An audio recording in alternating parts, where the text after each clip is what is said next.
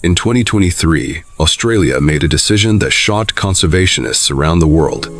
They were going to kill 2 million cats, not strays wandering city streets, not pets that had slipped through a fence. These were feral cats, wild, territorial, completely untouchable, spread across an area larger than Western Europe. And they were hunting every single night. Scientists estimated that Australia's feral cat population was consuming more than 1 billion native animals per year. Not hundreds of thousands, 1 billion. Entire species that had survived for millions of years, were disappearing faster than researchers could document them. The government had tried trapping. They had tried fencing. They had tried relocation. Nothing worked. So they turned to something far more extreme.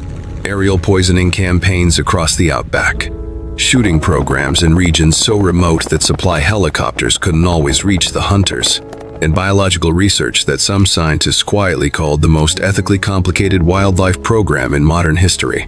But the deeper they pushed into the problem, the more they realized something no government report had prepared them for.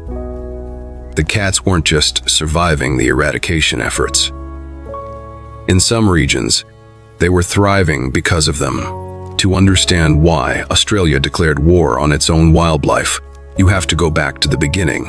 Not the beginning of the crisis. The beginning of the mistake.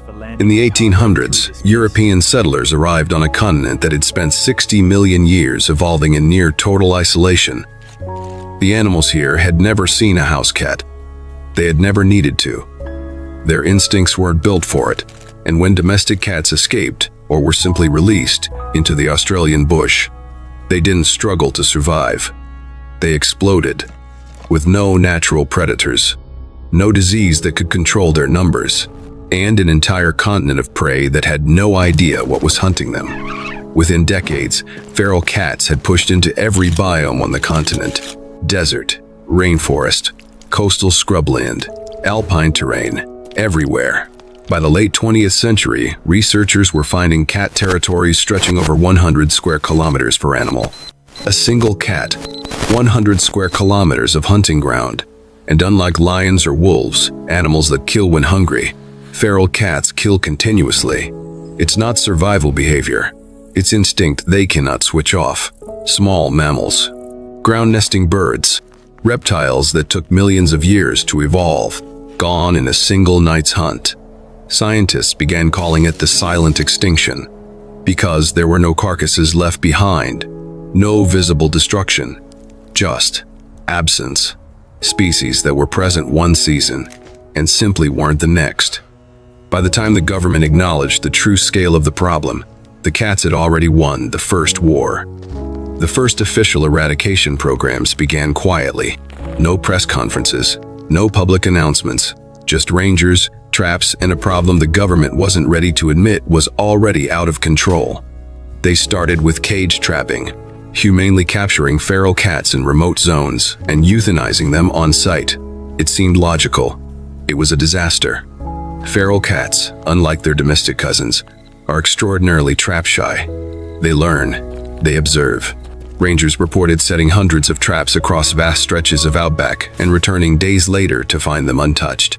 Not sprung, not avoided by accident, deliberately ignored. One researcher described watching a feral cat approach a baited trap, circle it 3 times, and walk away without ever breaking stride. These weren't domesticated animals that had gone wild. They were something else entirely. Generations removed from human contact, hardwired for suspicion, so the government escalated. They introduced poison baiting programs, specially designed sausages laced with a compound called 1080, dropped from low-flying aircraft across remote conservation zones. In some areas, cat numbers dropped, temporarily, because what no one had fully accounted for was how quickly the remaining cats reproduced. A single feral female can produce 3 litters per year, up to 6 kittens per litter. Remove 60% of a local population, and within 18 months the numbers have recovered, sometimes higher than before. The land was vast. The cats were faster than any program designed to stop them. And somewhere in the remote northwest, Researchers were beginning to find something in their data that didn't make sense. Something that suggested the problem had a second layer entirely. The data was coming from a research station in Western Australia. A small team of wildlife ecologists had been GPS tracking feral cats across a 2,000 square kilometer study zone. What they found stopped the project lead cold. In areas where baiting had been most intensive, cat movement patterns had changed. The surviving animals weren't retreating. They were reorganizing. Cats that had previously maintained solitary territories, animals that by nature avoid each other, were now being detected in overlapping zones, moving in loose, coordinated patterns, following the same corridors at the same times of night. The researchers were careful not to overstate it. These weren't packs. Cats don't form packs. But something in the pressure of the eradication campaign had pushed their behavior into territory that no field manual had documented before. And then came the second discovery. The native prey species that the baiting program had been designed to protect were also consuming the poison bait. Bilbies, bandicoots, species already critically endangered, found dead in zones that were supposed to be recovery areas. The program designed to save them was killing them. Conservation groups went public. Farmers in the Northern Territory pushed back against aerial campaigns crossing their land. And within the scientific community, a quiet but bitter argument broke out. Some researchers argued the entire eradication strategy was fundamentally flawed. That you couldn't poison your way out of an ecological crisis this size. That Australia needed something different. Something that had never been attempted at this scale anywhere in the world. What they were proposing made the baiting program look cautious by comparison. The proposal had a name: biodiversity fencing. The idea was radical in its simplicity. Take a massive section of Australian wilderness, surround it with a predator-proof fence, a structure stretching dozens of kilometers, buried underground, angled outward at the top. Eliminate every feral cat inside the boundary. Then reintroduce native species into a protected zone where they could recover without predation pressure. In theory, it was elegant. In practice, it became something else entirely. The first large-scale sanctuary fences were erected in South Australia. Teams of hunters swept the interiors on foot, by vehicle, by drone. Weeks of systematic clearance operations. And when they were confident the zones were clean, they released populations of bilbies, betongs, and numats. Animals that hadn't been seen in those regions for decades. For a few months, the data looked extraordinary. Native species numbers climbing, breeding activity recorded, researchers describing it as a genuine ecological resurrection. Then a ranger doing a routine perimeter check found something that shouldn't have been there. Tracks, cat tracks, inside the fence. They pulled the surveillance footage from motion-activated cameras positioned along the boundary, and there it was. A single feral cat, lean, unhurried, scaling the fence in under 4 seconds. Not finding a gap, not slipping through a weakness in the structure, climbing it. The fence that had cost millions to construct. The fence that was supposed to be the solution.